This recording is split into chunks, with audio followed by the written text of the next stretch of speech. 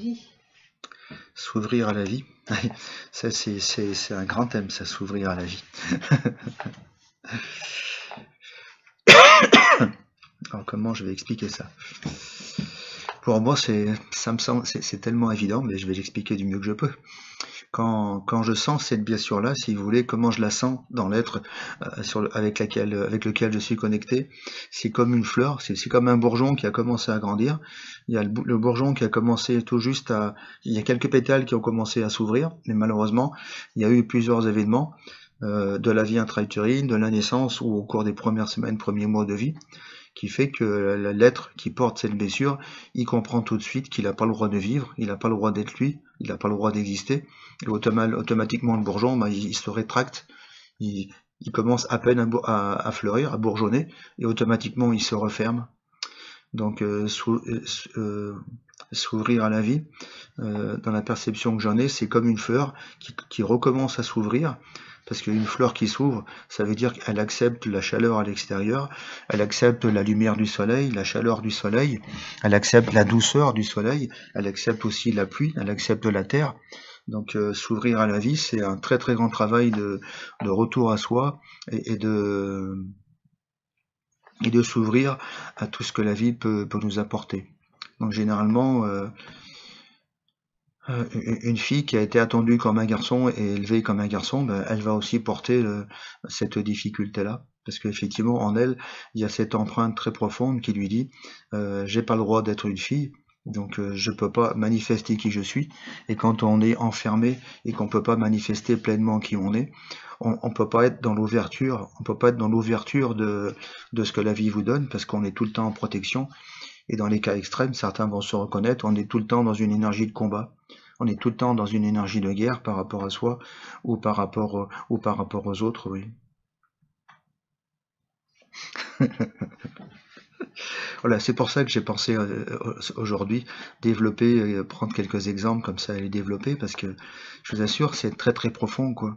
On pourrait croire que c'est juste une expression, mais quand je suis connecté à ça, je sens tout ce qu'il y a autour, et c'est sur tout ça qu'on travaille, quoi. Voilà, est-ce que j'ai tout dit? L'ouverture à la vie. Généralement, ça peut correspondre aussi, et pour moi, j'ai très longtemps porté ça, hein.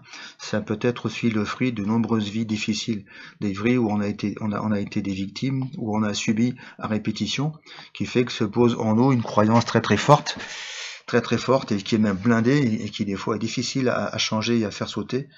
C'est la croyance que vivre sur Terre, c'est une galère, parce que dès qu'on est manifesté en incarnation, on prend tellement de coups, c'est tellement difficile que on se protège de la vie.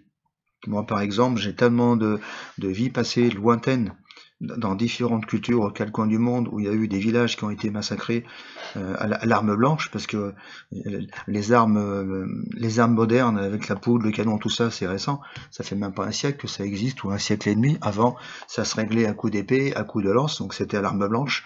C'est quand même hyper violent.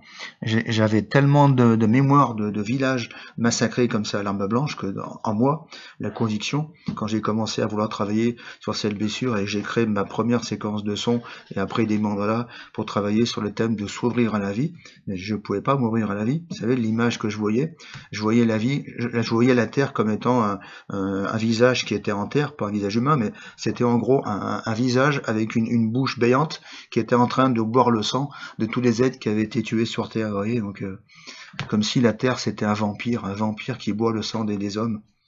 Et j'ai travaillé comme un fou pendant des mois et des mois pour arriver à déprogrammer cette image que j'avais de la terre, parce que c'est fou de porter une image pareille, mais on la choisit pas. Cette image-là, elle s'imprime en nous vie après vie, agression après agression, et à un moment donné, elle devient bétonnée.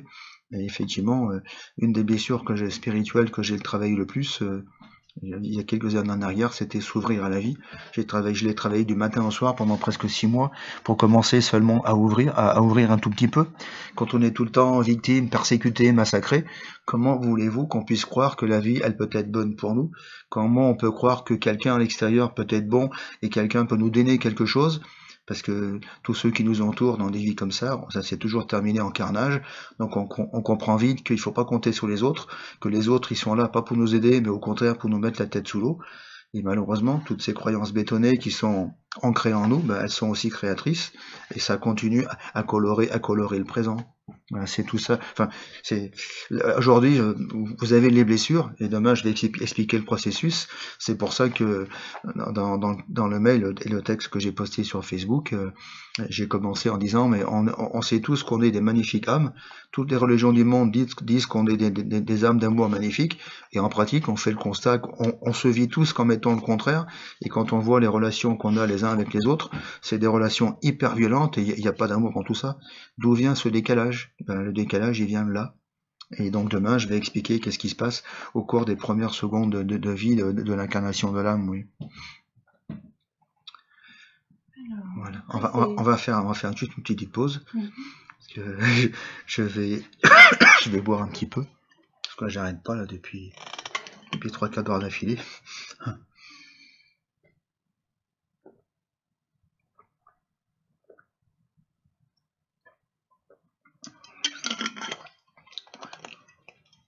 Ce qu'on va faire pour ce soir, dans cette partie-là, donc le décodage des blessures, je vais arrêter. Parce que j'en ai présenté déjà